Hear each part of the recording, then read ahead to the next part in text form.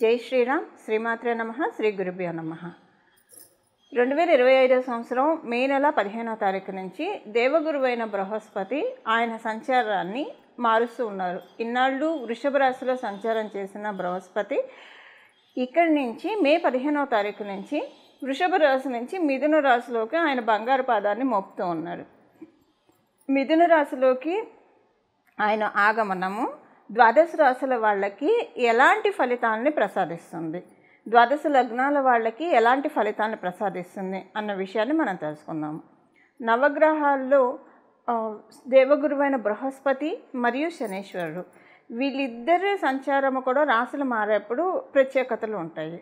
ఉదాహరణకి శనీశ్వరుడికి ఏలినాడు శని ఉంటుంది, అర్ధాష్టమ శని ఉంటుంది, అష్టమ శని ఉంటుంది. కొన్ని రాశుల వాళ్ళకి ఏలినాడు శని, కొన్ని రాశుల వాళ్ళకి అర్ధాష్టమ శని, కొన్ని రాశుల వాళ్ళకి ఏలినాడు శని ఇలా ఉంటుంది. అష్టమ శని ఇలా ఉంటుంది. అలానే దేవగురువైన బృహస్పతి ప్రతిసారి రాశి మారేటప్పుడు పుష్కరాలు వస్తాయి, నదులకి పుష్కరాలు వస్తాయి. పుష్కరుడు నదికి ప్రవేశిస్తాడు. ఇప్పుడు మే 15వ తారీఖు నుంచి ఒక 12 రోజుల పాటు సరస్వతి నదికి పుష్కరాలు వస్తాయి. సో అందువల్ల దేవగురువైన బృహస్పతి ప్రతిసారి రాశి మారేటప్పుడు అది కొన్ని ప్రత్యేకతను సంతరించుకుంటుంది. ఈ ప్రత్యేకతలు మీ రాశుల వాళ్ళకి ఎలాంటి ఫలితాన్ని ఇస్తుంది? కాలపురుషుడు కుండలిలో 3వ స్థానం సహజ 3వ స్థానము, బచక్రంలో సహజ 3వ స్థానమైన మిథున రాశిలో దేవగురువైన బృహస్పతి సంచారము. యాక్చువల్గా 3వ స్థానం అనేది మరణకారక స్థానము. మనకి పరాశర సంహిత ప్రకారం బృహస్పతికి మరణకారక స్థానము. కాకపోతే అదే పరాశర హోరాశాస్త్రం చెప్పే విషయం ఏంటంటే 3వ స్థానాల్లో గురు భగవానుడు యొక్క సంచారము సౌభాగ్య యోగాన్ని కూడా ప్రసాదిస్తుంది. సౌభాగ్య యోగం ఎలా ప్రసాదిస్తుందంటే ఆయన ఎప్పుడైనా సరే 3వ స్థానంలో ఉంటే 5వ దృష్టితో 7వ స్థానాన్ని చూస్తాడు, అలాగే 7వ దృష్టితో 9వ స్థానాన్ని చూస్తాడు, అలాగే 9వ దృష్టితో లాభస్థానాన్ని చూస్తాడు. సో అంటే ఆయన దృష్టిలన్నీ మంచి స్థానాల మీద పడుతున్నాయి. ఇప్పుడు 7వ స్థానం సప్తమ స్థానం అంటే వ్యాపారం బాగా సాగుతుంది, వివాహం కాని వాళ్ళకి వివాహం అవుతుంది, అలాగే వైవాహిక జీవితంలో పొరపచ్చాలు ఏమన్నా ఉంటే అవి తొలగిపోతాయి. 9వ స్థానం మీద ఆయన సహజ కాలపురుషుడు కుండలిలో 9వ స్థానానికి అధిపతి, ఆయన ధనుసు రాశికి అధిపతి. 9వ స్థానం మీద ఆయన దృష్టి పెట్టినా కూడా అది చాలా విశేషాంశం. అంటే ఇంకా అదొక లక్ష్మీ యోగం అని మనం చెప్పచ్చు. శ్రీలక్ష్మి యోగాన్ని మనకి కలిగిస్తుంది. అంటే మనకున్న పూర్వపుణ్యం అంతా కూడా వస్తుంది. ఈ జన్మలో మనము ఇంకా ఏం కర్మను మంచి మంచి థాట్స్ ఇస్తారు, ఈ పని చెయ్యి, మీకు ఇన్ని వరాలు వస్తాయి, ఇన్ని బ్లెస్సింగ్స్ వస్తాయని మనకి మైండ్లో మస్తిష్కంలో ఆయన కూర్చొని చెప్తూ ఉంటారు. అలాగే ఆయన లాభస్థానం అంటే ఇక చెప్పక్కర్లేదు, ఫైనాన్షియల్గా బాగా ఉంటుందన్నమాట. అందరితోటి బాగుంటుంది, ఫైనాన్షియల్గా టర్మ్స్ బాగుంటాయి. ఇది మిథున రాశిలో ఉంటూ సహజ కాలపురుషుడు కుండలిలో 3వ స్థానంలో. మళ్ళీ ప్రతి రాశి వాళ్ళకి ఇది మారుతుంది, కానీ సహజ కాలపురుషుడు కుండలిలో 3వ స్థానం అవ్వడం వల్ల ఈ మరణకారక స్థానానికి సింపుల్ కాన్సలేషను ఆయన సౌభాగ్య యోగాన్ని కూడా ప్రసాదిస్తున్నాడు. 2 ఉన్నాయి.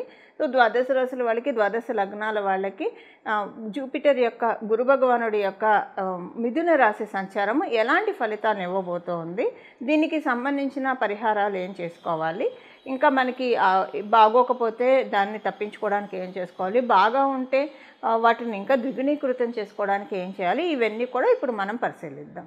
కుంభరాశి కుంభలగ్నంలో పుట్టిన వాళ్ళకి 5వ స్థానంలో ఆయన సంచారం చేస్తూ ఉన్నాడు. 5వ స్థానంలో సంచారం అనేది చాలా మంచిది. అంటే ఇప్పుడు 5వ స్థానంలో ఆయన మీ పూర్వపుణ్యాన్ని ఆయన తీసుకొస్తూ ఉన్నాడు. మీకు సంతానానికి సంబంధించిన మంచి సమయము, చాలా మంచి సమయము. మీకు కమ్యూనికేషన్స్ విషయాల్లో కావచ్చు, ఏదన్నా మీరు ఇప్పుడు ఒక మోటివ్స్ ఉంటాయి మన లైఫ్లో, మనకి టార్గెట్స్, గోల్స్ ఉంటాయి. ఈ గోల్స్ మనకున్న టార్గెట్స్, గోల్స్ ఇవి అచీవ్ అయ్యే చాలా మంచి శుభ సమయం అని చెప్పచ్చు. దాంతోపాటు మీకున్న బాధలు అంటే ఆరోగ్య సమస్యలు ఏవైనా ఉంటే ఇప్పుడు ఆరోగ్యానికి బాగా జీవం పోస్తూ ఉన్నాడు. మీకు తెలియకుండానే మీ ఆరోగ్యానికి జీవం కలిగించేవి మీరు తినేట్టు చేస్తాడు గురు భగవానుడు. వాటి ద్వారా మిమ్మల్ని మీరు రక్షించుకునే అవకాశాన్ని కూడా గురు భగవానుడు మీకు కలిగిస్తూ ఉన్నాడు. ఇది డెఫినెట్గా ఆరోగ్యపరంగా చాలా మంచి ట్రాన్స్ఫర్మేషన్స్ చూస్తారు. ఆరోగ్యం చాలా స్ట్రాంగ్గా అవుతుంది కుంభరాశి కుంభలగ్నంలో పుట్టిన వాళ్ళందరికీ కూడా. అలాగే కొన్ని మంచి చేంజెస్ కూడా మీరు చూస్తారు. ఏ విషయాల్లో చేంజెస్ చూస్తారు? ఉదాహరణకి మీరు ఏదైనా ఒక విషయంలో బాధపడుతున్నారు అనుకోండి, ఆ బాధ మీకు కంప్లీట్గా తొలగిపోతుంది. అలాగే కొంతమంది రుణభారంతో అంటే లోన్లు తీసుకొని ఇబ్బంది పడుతుంటారు. కొంతమంది లోన్ తీసుకొని ఇబ్బంది అని కాకపోయినా కట్టుకుంటూ వెళ్తూ ఉంటారు.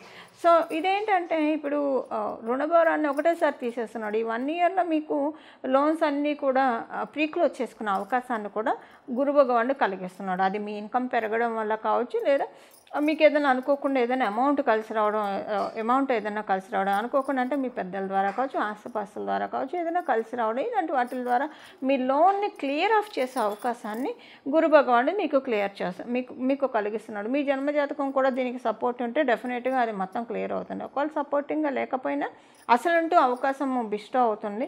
కొంత అమౌంట్ అన్నా మీరు కట్టడానికి ఉంటుంది టువర్డ్స్ లోన్. ఇది ఇంకొకటి ఏంటంటే మీకు థైరాయిడ్ సమస్యలు ఏమైనా ఉంటే అవన్నీ కమ్ డౌన్ అవుతాయి. అంటే ఇంకా హెల్త్ ఇష్యూస్ ఏవైనా సరే కమ్ డౌన్ అవుతాయి. డబ్బు ఖర్చు విషయంలో మీరు కొంత నియంత్రణే సాధించగలుగుతారు. డబ్బు ఖర్చు విషయంలో కొంత నియంత్రణనే సాధించగలుగుతారు. ఖర్చులన్నీ కొంత అదుపులోకి వస్తున్నాయి, కొంత సేవ్ చేయగలుగుతున్నాము ఇప్పుడు అని హమ్మయ్య అనుకునే విధంగా గురు భగవానుడు మిమ్మల్ని ఆశీర్వదిస్తున్నాడు. కుంభరాశి వాళ్ళకి యాక్చువల్గా ఆయన పంచమ స్థానంలో సంచారము మీ రాశి మీద దృష్టి పెడుతూ ఉన్నాడు. చాలా మంచిది. అంటే నవమ దృష్టితో మీ రాశిని చూస్తూ ఉన్నాడు.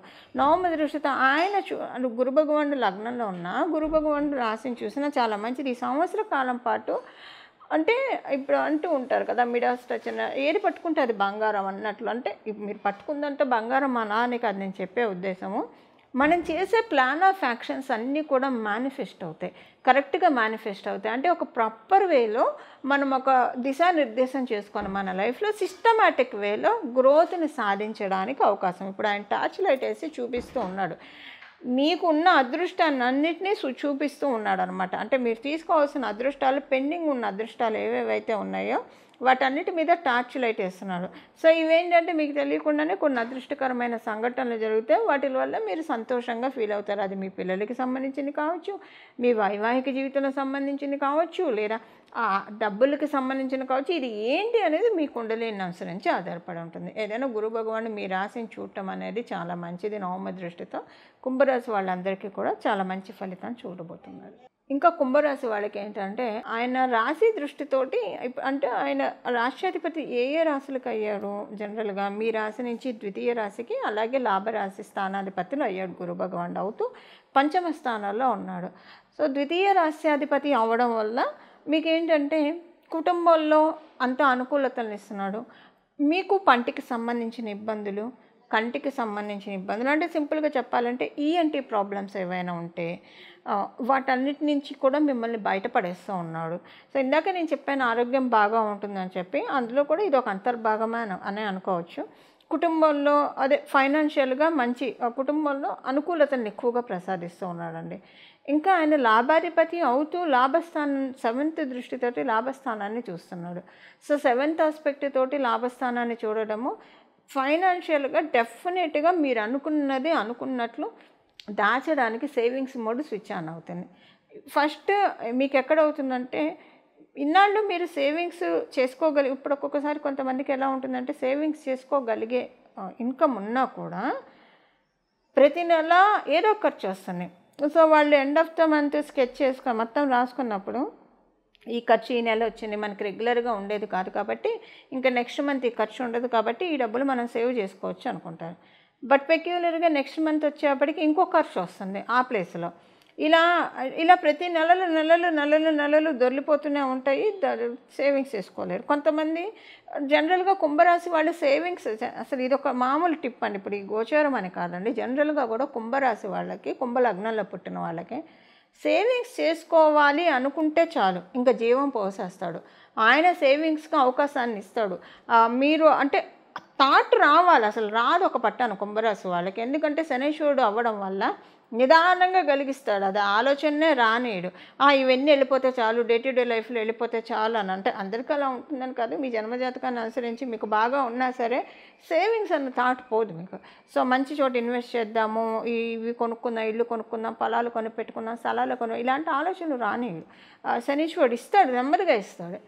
కానీ లిక్విడ్ క్యాష్కి అయితే అంటే ఇప్పుడు ఫిక్స్డ్ డిపాజిట్ ఇలాంటివి మీరు అనుకుంటే వెంటనే చేస్తారు. బట్ ఏదైనా కూడా ప్రాపర్టీకి సంబంధించిన ఇన్వెస్ట్మెంట్స్ అయినా మీరు అనుకోవడమే తరువాయి గురు భగవానుడు జీవం పోస్తాడు. అసలు మీకు ఇలాంటి థాట్ వచ్చిందంటే మీరు ఒక ఇల్లు కొనుక్కుందామని అనుకున్నారనుకోండి, వితిన్ 1 ఇయర్లో అయిపోతుంది జనరల్గా, లేదా వితిన్ 3 ఇయర్స్లో అవుతుంది మీ జన్మజాతకంలో బాగా ఉంటే. ఒకవేళ మీ జన్మజాతకం అనుకూలంగా లేకపోయినా సరే సేవింగ్స్ అయితే చేస్తారు. ఇల్లు కొనలేకపోయినా సేవింగ్స్ చేస్తారు. సో సేవింగ్స్ అనుకుంటే డెఫినెట్గా సేవింగ్స్ చేస్తారు. ఇప్పుడు ఏంటికి ఇదంతా ఎందుకు చెప్తున్నానంటే, సేవింగ్స్ అనుకోండి మీరు చేయగలుగుతారు first thing. And second thing ఏంటంటే, మీరు ఆల్రెడీ సేవ్ చేస్తున్న వాళ్ళైనా మీకు అనవసరమైన ఖర్చులు వచ్చి ఆ డబ్బులు అన్నీ వేస్ట్ అయిపోతున్నాయి, నియంత్రించలేకపోతున్నాం. ఒక్కోసారి అలా వస్తాయి, నియంత్రించలేకపోతున్నాం. ఆ టైంకి అది అవసరం అనిపిస్తుంది. ఎండ్ ఆఫ్ ద మంత్ చూస్తే ఇది చేయకుండా ఉంటే బాగుండేదేమో అనిపిస్తుంది.